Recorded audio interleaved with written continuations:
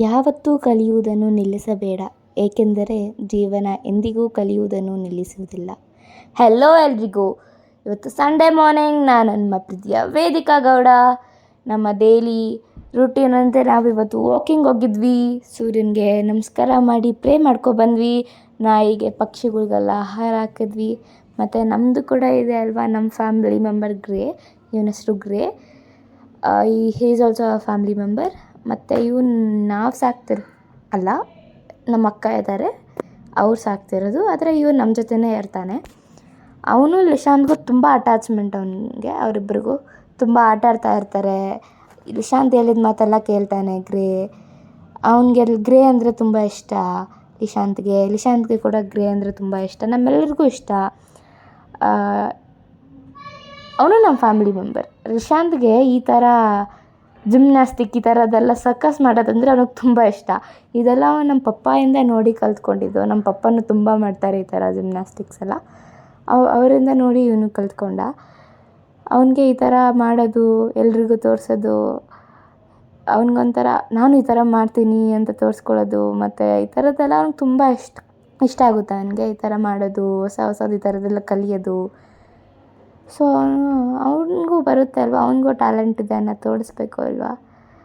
ಹಾಗೆ ವಾಕಿಂಗ್ ಮಾಡ್ತಾ ನಾವು ಅಂಗಡಿಗೆ ಬಂದ್ವಿ. ತರಕಾರಿ ಎಲ್ಲ ತೊಗೊಂಡೋಗೋಣ ಅಂತ ನಾನು, ಅಮ್ಮ, ಅಪ್ಪ, ಅವನು ಎಲ್ಲರೂ ಬಂದ್ವಿ.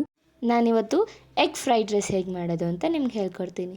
ನಾನು ಈ ಥರ ರೆಸಿಪೀಸ್ ಮಾಡೋ ಮೇನ್ ಇಂಟೆನ್ಷನ್ ಏನಂದರೆ, ನನ್ನ ಥರ ಸ್ಟೂಡೆಂಟ್ಸ್ ಆಗಿರ್ಬೋದು ಅಥವಾ ಬ್ಯಾಚುಲರ್ಸ್ ಅಥವಾ ಯಾರ್ಯಾರು ಈಗ ಅಡುಗೆ ಮಾಡೋದು ಕಲಿತಿದ್ದಾರೋ ಅವ್ರಿಗೆಲ್ಲ ಹೆಲ್ಪ್ ಆಗುತ್ತೆ ಅಂತ ಒಂದು ಉದ್ದೇಶದಿಂದ ಅಷ್ಟೇ ನಾನು ಈ ಥರ ವೀಡಿಯೋಸ್ ಮಾಡ್ತಿದ್ದೀನಿ.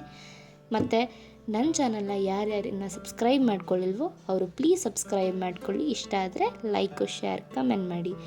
ಓಕೆ, ಬನ್ನಿ ಎಗ್ ಫ್ರೈಡ್ ರೈಸ್ ಹೇಗೆ ಮಾಡೋದು ಅಂತ ನೋಡೋಣ.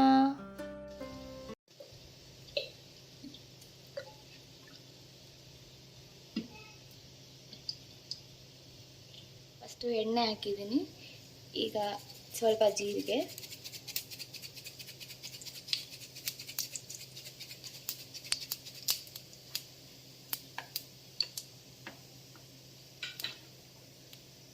ಮತ್ತು ಈಗ ನಾನೊಂದು 3 ಈರುಳ್ಳಿ ಕಟ್ ಮಾಡ್ಕೊಂಡಿದ್ದೀನಿ ಚಿಕ್ಕದಾಗಿ.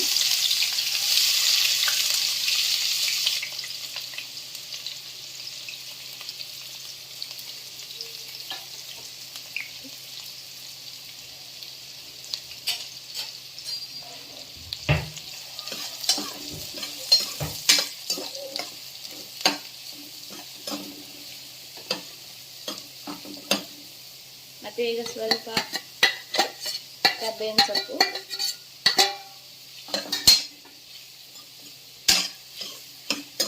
ಹಾಕ್ಕೊಂಡು ನೀಟಾಗಿ ಫ್ರೈ ಮಾಡ್ಕೋಬೇಕು. ಈಗ 2 ಟೇಬಲ್ ಸ್ಪೂನ್ ಸಾಲ್ಟ್ ಹಾಕ್ಕೊಂಡಿದ್ದೀನಿ.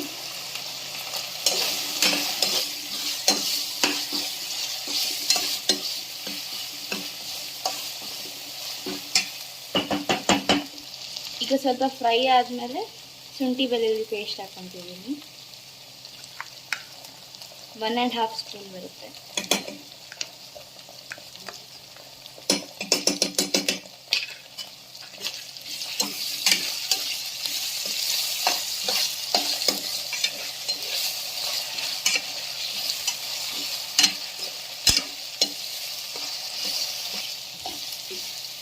ಈಗ ಹಸಿ ಸ್ಮೆಲ್ ಹೋಗೋವರೆಗೂ ಉರಿಲಿ, ಆಮೇಲೆ ಟೊಮೊಟೊ ಹಾಕಬೇಕು.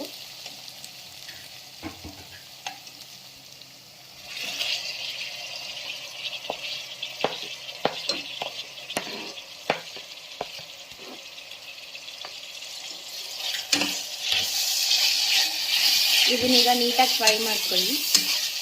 ಈಗ ನಾನು ಕ್ಯಾಬ್ಸ ಕಟ್ ಮಾಡಿಕೊಂಡು ಆ್ಯಡ್ ಮಾಡ್ಕೊತೀನಿ.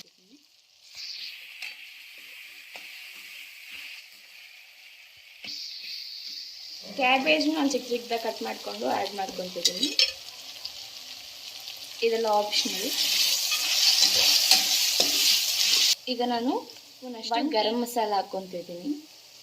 ಈಗ ಖಾರಕ್ಕೆ ತಕ್ಕಂಗೆ ನಮ್ಗೆ ಎಷ್ಟು ಬೇಕೋ ಅಷ್ಟು ಖಾರದ ಪುಡಿ ಹಾಕ್ಕೊಳ್ಳೋಣ. ಮಸಾಲೆ ಫ್ರೈ ಆದಮೇಲೆ ಈಗ ನಾನು 5 ಮೊಟ್ಟೆನ ಹೊಡ್ಕೊಂಡು ಹಾಕ್ಕೊತಿದ್ದೀನಿ.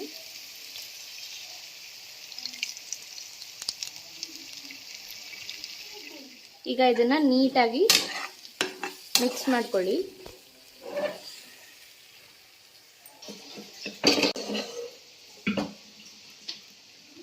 ಈಗ ನಾನು ಇದಕ್ಕೆ ರೈಸ್ ಆ್ಯಡ್ ಮಾಡ್ಕೊಂಡಿದ್ದೀನಿ.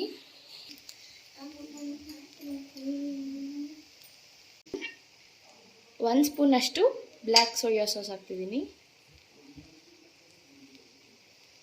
ಸ್ಪೂನ್ ವೆನಿಗರ್ ಹಾಕೊತಿದ್ದೀನಿ. ಈಗ ಇದನ್ನೆಲ್ಲ ಹಾಕಿ ಚೆನ್ನಾಗಿ ಮಿಕ್ಸ್ ಮಾಡ್ಕೊಳ್ಳಿ. ಸೊ ನಮ್ಮ ಫ್ರೈಡ್ ರೈಸ್ ರೆಡಿ ಆಗುತ್ತೆ. Egg fried rice ready.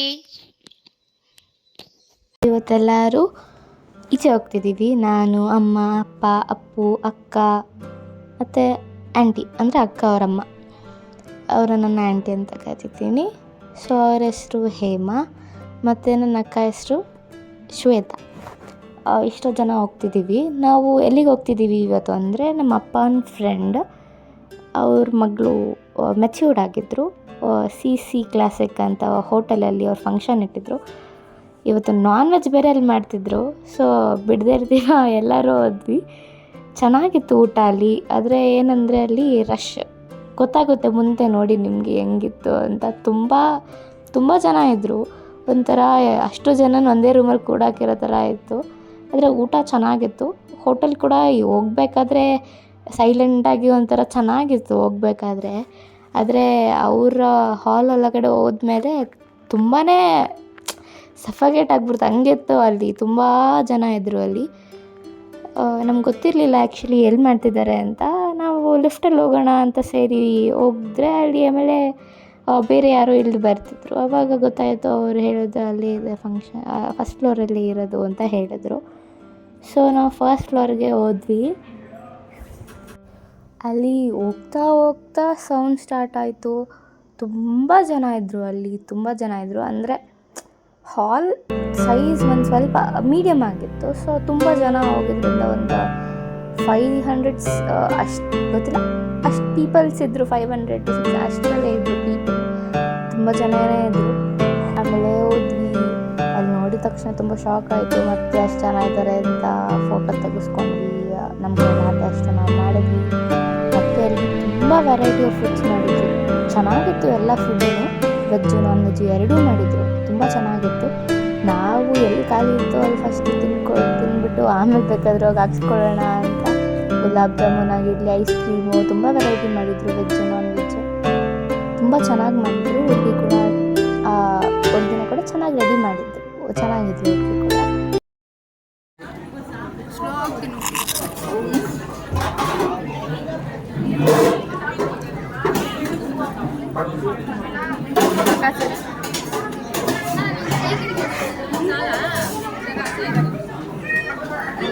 ಅಲ್ಲಿ ಆಲ್ರೆಡಿ ಲೇಟ್ ಆಗಿಬಿಟ್ಟಿತ್ತು. ಹಾಗೆ ಮನೆಗೆ ಬಂದ್ವಿ, ರೆಸ್ಟ್ ಮಾಡಿದ್ವಿ. ಸೊ ಇವತ್ತಿನ ಬ್ಲಾಗ್ ಹೇಗಿತ್ತು? Thank you for watching.